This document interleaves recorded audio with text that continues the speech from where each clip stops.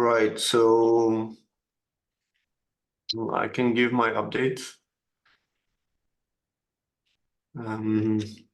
So yeah, this week we were looking into the tests with Kilari, like how to first get them working, the Hive test, and then because we had more details in the block results, then we could kind of investigate some things which saw basically Geth was not properly assigning a default chain ID, which was causing the transaction hashes to mismatch sometimes. So I fixed that. And I think there was another bug that I also fixed that we found through the tests. Was the EOA sending or the contract sending transactions? That's true, yeah. So in validation mode, contracts can now also send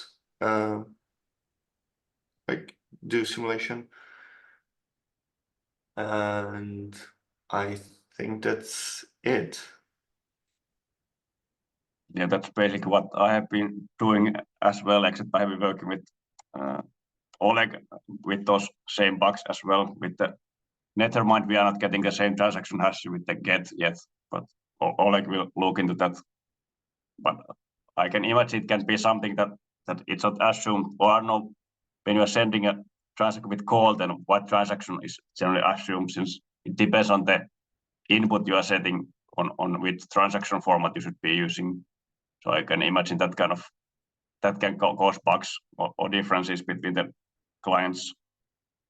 And I don't know if we need to do more specking on that, like how the transaction should be formed on what kind of parameters, but that feels somewhat complex to do. If you're just sending transaction to somewhere, it can basically be any transaction format except the block transaction. Well, we default to EIP 1559, no? Unless gas price is explicitly provided. At least that's but I don't know if Nethermind works like that. Yeah. But there's no one from Nethermind around, so this is something maybe could discuss if at some point. The other thing that was what you were bringing was that what was that there would be second EVM and that would also affect multi-call, but that's not valid, or it's not in yet, but I guess it would be affecting multi-call. And then what was the change? EOF. Yeah, the EOF thing. But is it so that that's going to be approved, that's going to be the next hard fork? Or I will imagine it's quite a lot of work. Yeah, that seemed to be the consensus from last Altcore devs. That is going in the next hard fork? Mm-hmm. Oh, really? Oh. So that would be probably this year, maybe still in this year. I would guess end of this year, early next year. Yeah. But yeah, I mean, we have to investigate and see if it affects mode is simulate. I'm not sure. Like, I haven't done a deep dive in EOF yet to really be able to say. Yeah, I don't think it will. I don't think there's any changes that would affect simulate. Mainly because we just are using the standard EVM for almost everything, right? But maybe you want more overrides or something else, or some new transaction format or that kind of stuff. Yeah, those are the type of things that I was also thinking of. I hope we can do it so that if it requires changes, that the old method would still work, but maybe it would have some limitation on the new environment. And then we would make a second version, and that second version would support the new EVM. Yeah. Yeah, but yeah, I'm not really a fan of that. We will have two EVMs. Sounds very complex.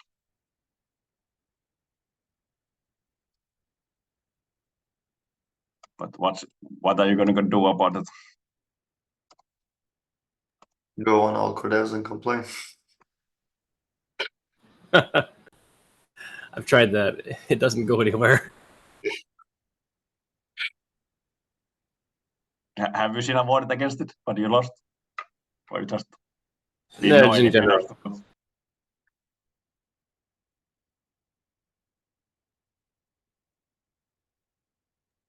But yeah, actually, people from Get are also hesitant. Were hesitant about EF, so we were kind of pushing back.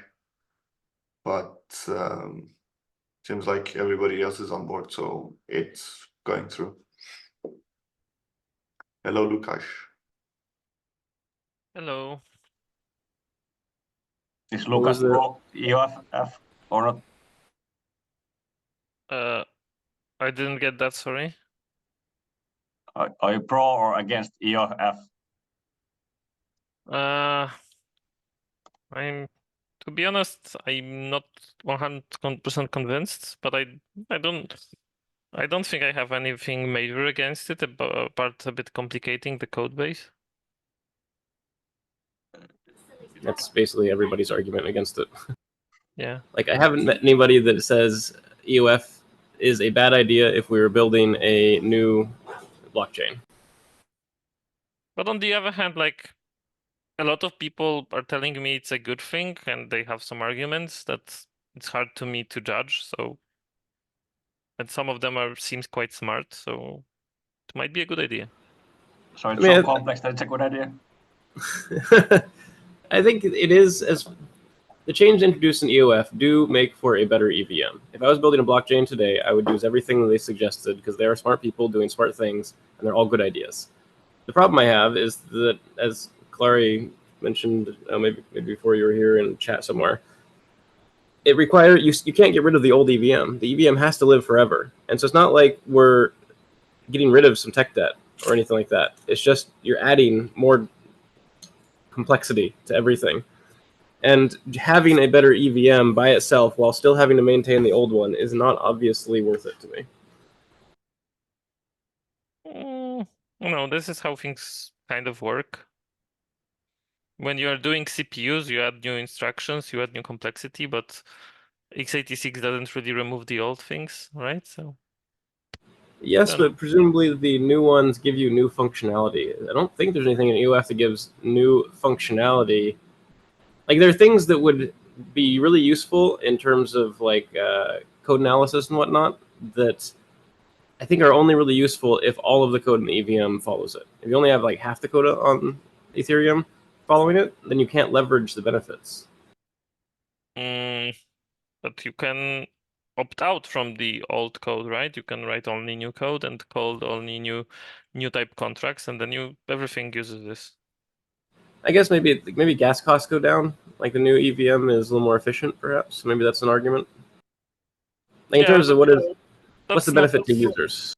What's the benefit to you? So I don't think this is user-facing improvement. It is developer-facing improvement, right? Is it smart contract developer facing? Yeah. Like, okay, so let's say the smart contract developers are the user in this case. What is the benefit to them? I think better tooling, definitely. Cheaper gas is a byproduct, right? It's maybe not the main idea, but it is there. Better security, potentially, because of better analysis. Don't know. Okay, those are good arguments. I'm not a developer, so it's hard to me. I don't develop on chain, right? So much, so I'm not the best person to ask. I mean, the number one problem with developing on Ethereum right now is it's way too easy to shoot yourself in the foot and introduce security vulnerabilities. So if the EOF contracts actually do have better static analysis capabilities, that is a good thing. It feels to me like you could not change the EVM and just have solidity changes, though, and achieve the same result. But maybe I'm wrong. I don't know. I'm not a Solidity compiler developer. What was the question we had for Nethermind earlier? The transaction type. So when you are defining a transaction, then what the transaction type is set depending on the what are the kind of the arguments for the call? Like if you just set two fields, for example, then is it assumed to be type 2 transaction or type 1 or what? Can you ask the question again? I'm trying to Like- understand. Like if you do an ETH call and Uh-huh. you only provide the 2 field, what is the type of that transaction? Is it a type 2 transaction or a type 1 or a type legacy? The 2 field. Okay, I don't provide transaction type to ETH call. Okay, that's what it defaults to. It defaults to Mm. 2, you said? No, I don't know. Oh, okay. Let's That's the check. question. Like, what's the default, and is there like some heuristic you use to try to guess? Like, let's say access list is included. Do you do type 1 or do you do type 2? Or let's say the max fee per gas, is it type 2 or type 3? There's something that potentially could be different between Get and Nethermind. I think it defaults to legacy currently. Yeah, then that would explain some of the hash differences that we are having. How hard is it in Nethermind to change it for ETH Simulate to default to type 2, or just change it for both ETH Call and ETH Simulate to default to type 2? Very easy. I think in general, I think type 2 is the best default transaction. Blob doesn't make sense for anything that's not a blob transaction. Type 1 was basically temporary. We don't really need it has no benefit over type 2, and legacy I think is just strictly worse. Except for you could do multi-chain, but in this case it doesn't matter. Would it be easy for Sina to fetch the rules on how the type is defined and then share them, and then maybe Nethermind could have the same rules if those are good? Yeah, maybe. I don't know. I think it's basically, I mean, we have a logic that tries to detect the type based on the fields. So if there are blobs, then it's a blob transaction. If there is the max fee per gas and so on, it's a type 2. If there's gas price, it's type 1. But it defaults to type 2. Makes sense. Not available, or like blobs are not available. Makes sense. I'm looking into the code for ETH Simulate. I think it defaults to type 2 there, but I'm not entirely sure. Okay. Oleg is not here today. He's sick. Yeah, Okay. well, I can continue the discussion with Oleg when he gets to start developing that part. Okay. Yeah, I will keep that in mind. We'll ping him too about it. Anything else? Well, we were discussing about that EOF and how that will affect the ETH Simulate, but Sina didn't know yet does it have an impact or not. But that's something that we probably to start discussing at some point. But I don't think hopefully we it can get will much. It's just EVM change, very internal. Yeah, hopefully it's like that. It's like adding new bytecode, new opcodes. Is there no new transaction type or something? No. It's all about the bytecode Right. changes. I was reviewing that like, I don't know, a year ago or something. I don't remember when. So yeah. Yeah, it was very, very deeply in the stack in the EVM. Like, not sure even if anything above changed. So how do you deploy an EOF contract? Is it just that it starts with the 0f? Yeah, there's a new opcode for that, I think. But like, so you cannot deploy it with a normal transaction that's missing the 2 fields. I don't know at the moment. Like I said, I haven't looked in that for a year or something. I will be doing a revisit soon, but when Ayman updates our PRs for EOF, but I don't remember. I don't think it's No, I don't know. I don't know. I'm pretty sure it just depends on the first 2 bytes of the contract. Mm-hmm. So it's just the same way deploying that you just remove the to field and then it reads the same bytecode, I guess. And I guess it then changes some transactions that some transaction will behave differently if you have those 2 bytes set differently.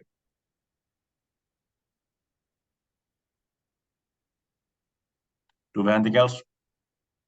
Have you read, if we're talking about EOF, somebody from the ref team posted why EOF is good? EOF benefits?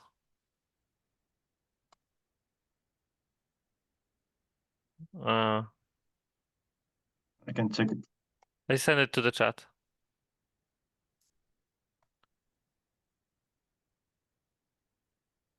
But yeah, I think many people agree it's a good idea, but not all agree that it's a good idea to have both at the same time. But yeah, that sounds difficult.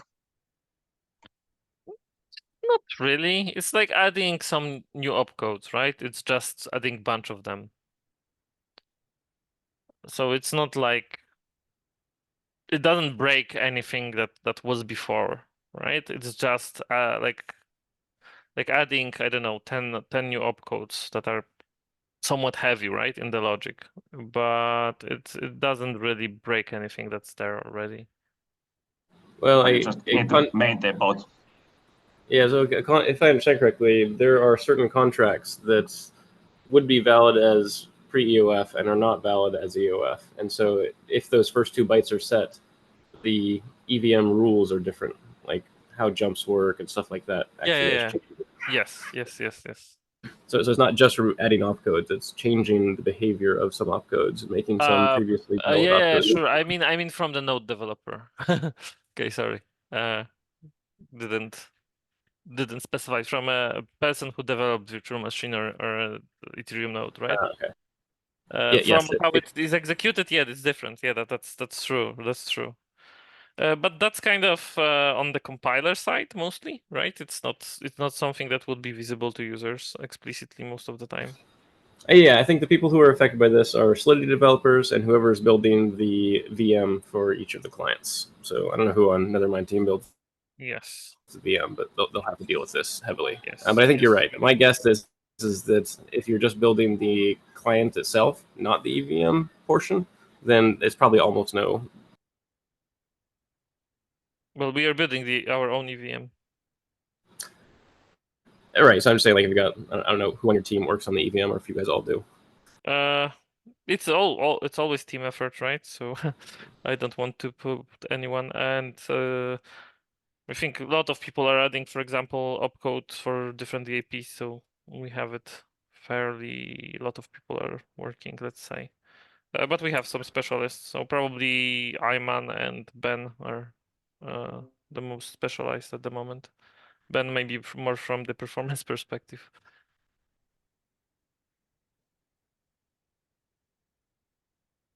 Ayman, actually, if anyone's interested, is building something that we call IL EVM. It's IL is a .NET intermediate language, so .NET bytecode, you can say. So we are trying to also compile the EVM to .NET code, like EVM contracts, EVM bytecode, and we will be able to do it on the fly, for example. So if we like find out that something is becoming heavily used, we could potentially even on the fly compile it. So isn't the problem with that, or the challenge with that, gas accounting? No, not really. Like, how do you do gas accounting? Because if you're compiling, yeah, but so like a big part of what the EVM does is gas accounting. Like when each opcode you execute, you have to account for its gas. Whereas if you convert the code to IL and then run it inside the CLR, for example, CLR doesn't keep track of which operations actually execute. Yeah. We will have to emit code that does gas accounting, right? And then in there. Yeah. I say, would you just maybe do like, I guess, add tracers or something like that, and then just track the CLR tracers or something. It's always been like I've thought about this in the past. Like, why build a new EVM? And every time I think about it, it's like, why not just use the JVM or the CLR or something, which already exists? Seems much better. And the problem is always gas accounting. Like, that's always the thing that makes you say, oh, this is why we don't just use an existing VM. I would say I don't think so. It's just easier to build something, right? There's a lot of right now experimentation with compiling bytecode, and it's a good way of having additional layer and of abstraction, and a lot of EVM opcodes like completely are not easily transferable to single or even multiple instructions easy. So yeah, I would say it's more of an abstraction problem. Like the gas accounting is just adding integers to each other, so it's not a big deal. You're more optimistic than I am. I'm curious to see how it goes, though. If you can pull it off, that would be awesome. Yeah, we already have everything. I think every opcode compiling, but we have now a bit of setback because Ayman, who was implementing this, is also now switching back to EOF because he was the one working on EOF most. So it will be probably delayed a bit due to that because we need to make EOF stable first before we go back to that. And we probably will need to add EOF to ILEVM. That will take even more time. So yeah. Okay. Well, I'm very curious to see you guys succeed at it. That'd be awesome. Well, I think we will succeed. The question mark is what it will bring and how much optimizations it will bring, how much. The CLR has many, many more people working on optimizing its performance than Nethermind does. So, as great as you guys are, I suspect they will be better at it. Well, I think the main thing is the branching, right? We could because basically when you interpret EVM bytecode, you have a big loop that interprets it opcode by opcode, and if you just emit them one by one, then potentially you can have a great optimizations, right, on the prefetcher side, etc. You eliminate a lot of jumps, right, from your code, which can be the main boost. Yeah.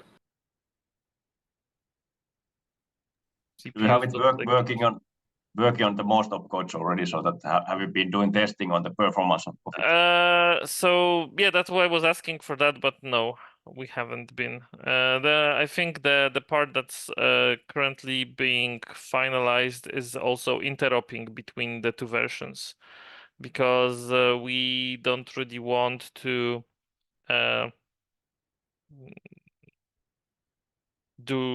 compile everything, right? It doesn't make sense to compile everything. Why not? Is it it will take, yeah, it's quite expensive. It will take a lot of time. It will take a lot of code. So in terms of bytecode, right, we have like what, few gigabytes of code deployed on the chain. So if you compile that and try to load it into memory, right, it's like you would have to unload it, load it, unload it, etc. Right? So probably. I mean, you could just say both so on chain currently you have the in storage on disk, you have the EVM bytecode. You could have a copy of it that was the precompiled one. So anytime someone deploys code, you just immediately JIT it down into CLR IL. And then you load that off disk instead of loading the EVM bytecode off disk. Like I said, to be honest, it's still a bit early to Sure, tell that's fair. how it will evolve. But a lot of people are experimenting with this, so we'll see. Okay, I'll follow along. Also, Ref is experimenting with this. Maybe not even Ref, but REVM. Who else is experimenting? A lot of other like custom L2s are experimenting with compilation and native code execution. So we'll see how it goes. I think it's pretty doable, right? It's just fairly complicated. A lot There's of just a details. dosing vector that if you compile everything always, then someone just makes just deploys huge amount of contracts, and the Nethermind would be just compiling everything. So you probably wouldn't want to compile everything. Also there's latency, right? If someone deploys a new contract, we don't want to compile it right away, because latency of compiling will be huge. We want to, if we will be ever compiling, and we will probably be even live compiling based on some heuristic, we will still want to do it in the background threads, in the background, right? Not even doing actual block execution, but between blocks. Yeah, doing it smart way. Yeah, I think the best way sounds that you always run the EVM bytecode as it is, and then you have some low priority thread that is compiling them all the time, and then if it's available, the compiled version, then you use that. Yes, exactly, something like that. Because we always want the lowest latency on the EVM.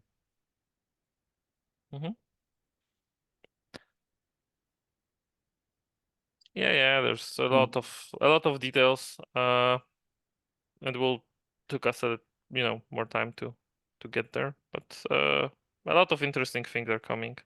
I'm also experimenting with parallel execution. We'll give you an update in for EVM. Yes, for EVM.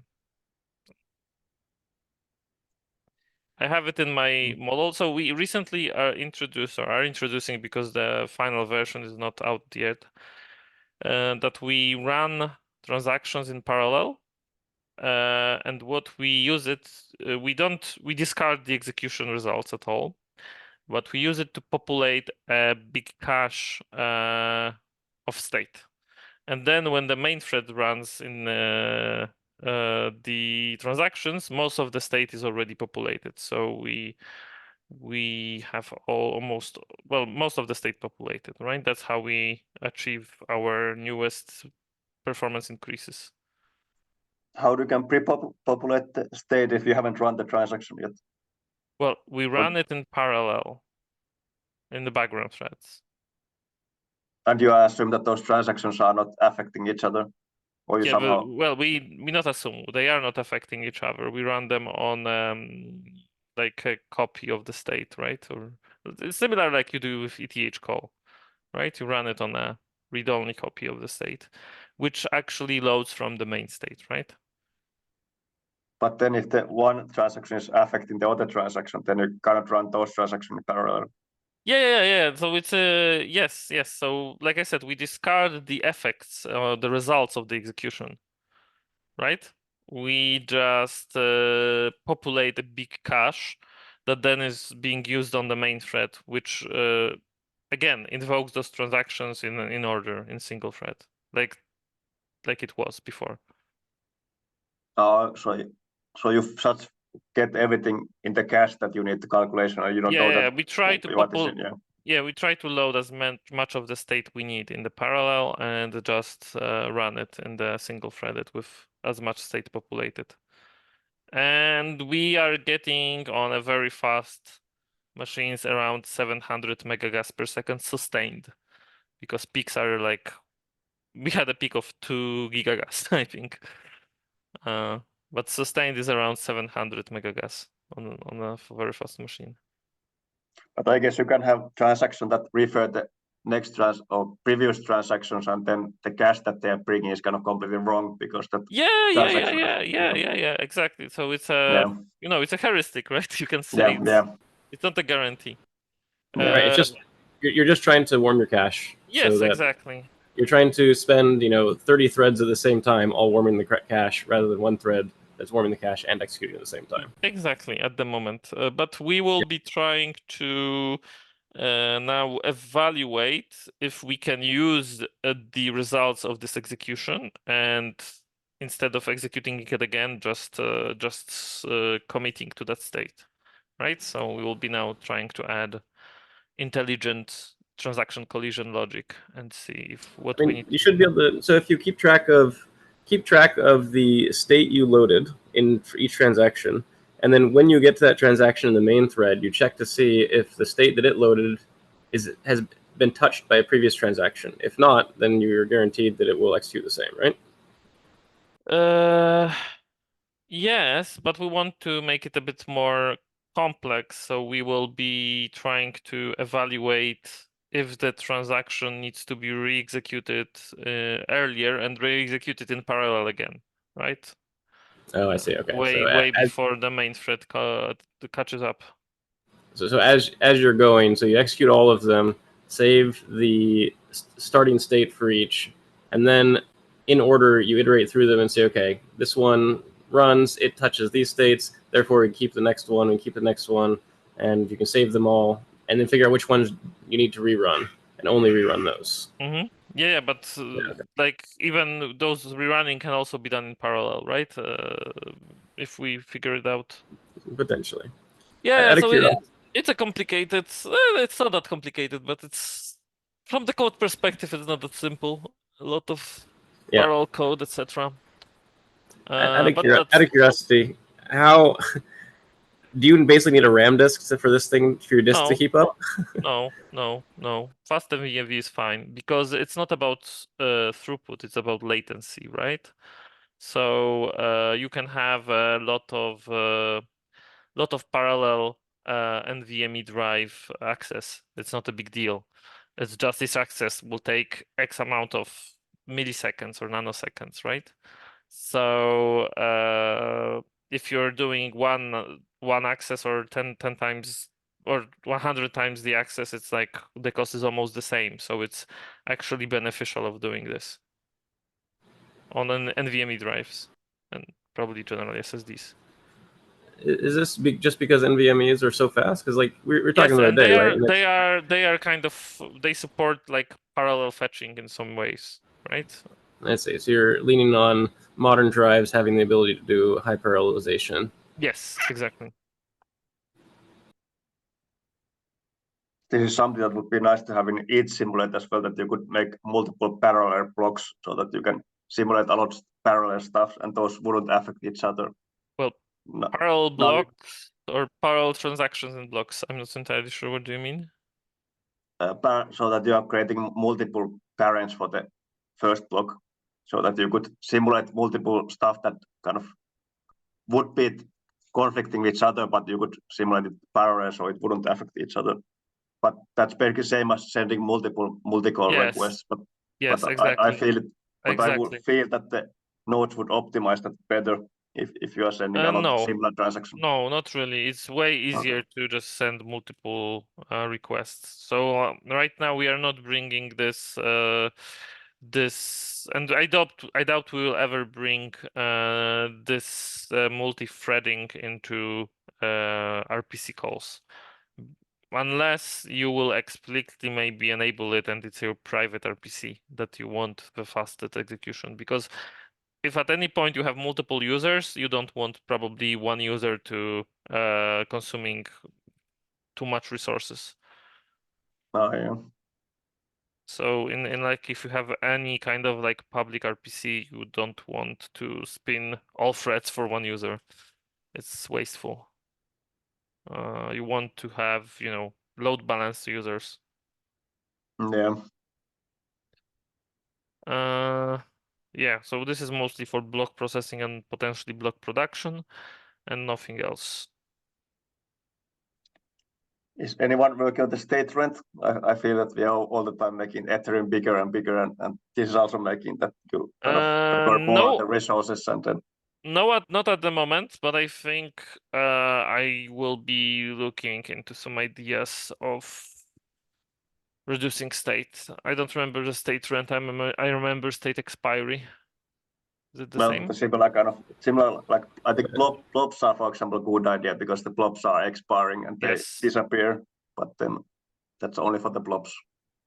Yeah, state expiry was the successor to state rent. State rent was deemed too challenging because we didn't start with it, and so we can't get rid of any of the old state. Where state expiry lets us get rid of the old state, which is really nice. Okay. The problem with state expiry was address space extension. We need bigger addresses, 32 bytes ideally, and we also need address space extension for other reasons, like just the hash collision on 20 bytes is going to get dangerous soon.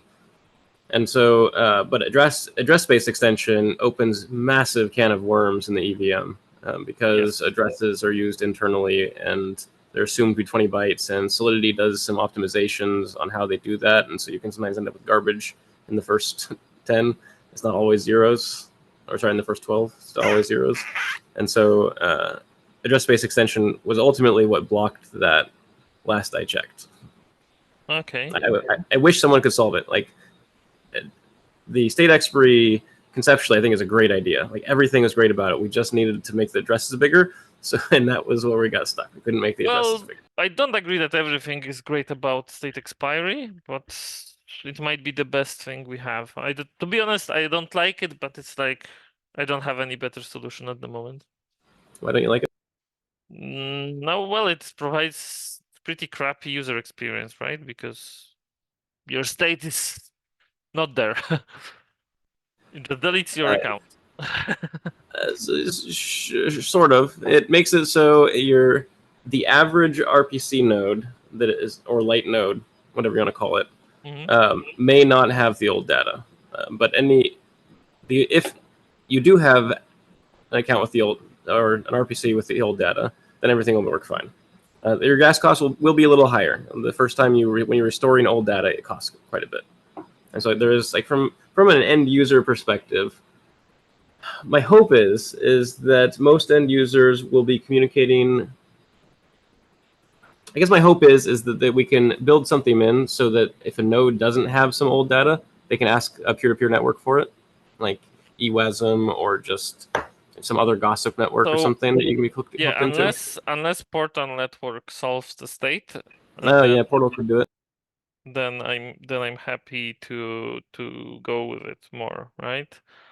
But the last time I talked with Portal Network guys, they said they might be able to launch the state network on Portal by the end of the year, and I don't know how realistic that is. I would expect next year maybe for the state network. I think this year, I'm hoping they get history this year. Well, the history is supposedly already working, but sure, but not in production. Well, like, I'm hoping by the end of the year, I'm hoping it's stable and working well in production.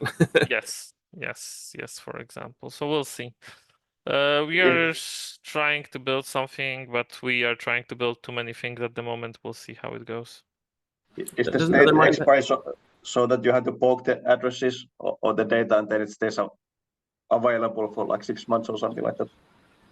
Yeah, whatever the epoch size is, but yes, any data that's not touched in a certain amount of time will expire out, and then you can bring it back with a proof. Can you poke it multiple times to extend the time, or you just need to do it periodically? Yeah, you can just every time you touch, if I remember correctly, every time you touch the data, it moves it back to the front of the line, basically. So do it right periodically if you want your stuff to survive. Yeah. Okay. Yeah, I'm like, yeah, we need a good backups, right? I don't like waving. Some node will have it, right? Maybe it will, but what if no nodes have it, or what if you don't have access to any node that have it, or something, right? It's like this is proof by for me, waving hands. So I kind of agree with that. There's two reasons that I'm okay with it in this case. One reason is because this is a single, honest backer-upper requirement. Like, as long as one person in the world actually has all the data, like keeps an archive node running, then the data does exist out there, and you can figure out how to get it. So in theory, that's a very low bar, right? And Ethereum already has many people running full archive nodes, which far exceeds what you would need for this. And so I'm not too worried about everyone losing the data. And then the other aspect is that the problem that we have right now is no one can run a node at all. And if this makes it so people can run nodes, then I'd say that's a win, just in terms of trading one bad thing for a less bad thing. Well, Micah, while I agree in some way, I think you're too fatalistic in some of your statements, or too absolute. Like, I know a lot of people that run nodes. So, are any of them not core developers? Yes. Really? Like, yes. All the non-core developers I know no longer run nodes. They used to, and they don't anymore. Okay. I no longer know anyone that's not a core dev that runs a node anymore. I was the last one, and I quit. Okay. No, the reason I quit is because my server provider screwed me and blah blah. But yeah, it was the last one in my social circle. Okay, but it is possible. Yeah. So maybe if your wallet would automatically back up your data. Yeah, That makes sense. I mean, if I was building a new blockchain right now, it would be a ZK blockchain, and storage would actually be each user stores their own data. And so on chain, an account just has a hash of the data, and all you have to do is prove that any mutations to that, like when you update that hash of your user data, all you do is you provide a proof that says I updated the data that results in this hash according to the rules of the blockchain. You don't have to even tell anybody what you changed. All you do is you say, oh, my user data changed, and here's the new hash of my user data, and the change was per the rules. And so in that case, this is literally users store their own data, and you can store it wherever you want. Presumably your wallet has some mechanism for backing it up and encrypting it and putting it on Google Drive or whatever it is. But the idea is the blockchain doesn't store any user data; it just stores a hash of user data, and then you can do things like make it so contracts can have per user storage. So tokens, for example, would associate your balance with user accounts instead of having it in a global shared space, just as an example. And so I'm a big fan of users storing their own data. And like you said, for state X-free, I think you could do something similar with enough effort and design. Mm-hmm. Yeah, that would be kind of thing. Okay. Yeah, we'll take a look at it, but I don't know when. Yeah. Maybe sometime late this year. I thought Nethermind had like 400 people in the company. Yes. Is that no longer the case? Yes, still is. But 380 are slacking. See, okay, sounds normal for a company. I'm joking a bit, but core development is not it's maybe 20 people. Okay.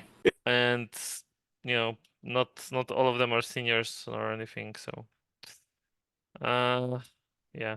Oh, that's right. You guys hired like 200 entry level yeah. people, interns. Yeah, we do allow a lot of interns. Actually, I think it's a very good way of growing the company and the everything. So I'm actually all for it. If you can afford it, I think it's a good idea. It helps the new people grow, and when they do, they often stay in the company, and then you have someone that you can sometimes get for cheaper long term. But you need to have a good runway to do that. Okay. Let's. Yeah, and we're way let's off topic finish. for Yeah, simulate. very off topic. Sorry. Yeah, cool. Good start. I guess we don't have anything else. Yeah. See you guys. See ya. Bye. Can you write a summary also for like on the chat for the transaction type? I already pinged him about it, but maybe you want to. Maybe I missed something. Yeah, I can share some code snippet or somewhere where you are making those okay. rules. This is And that also would be recorded, so we can. Okay, so he can just watch it. Okay, cool. Yeah. But I would also like to understand what are those rules. I would guess they are not that complex, but maybe there's something weird It stuff should there. be simple. If there's something about blob, it's a blob transaction. Yeah. Otherwise, if there's something about, otherwise it's probably EAP 1559 transaction. That's probably pretty much it by default. Unless there's gas price. If gas price is defined and max fee is not. Okay, then it's a legacy. Yeah. Otherwise, it's a 1559. Yeah. Okay, we'll get that in chat for Oleg. Yeah. Okay. See ya. Yeah. See you guys later. Bye.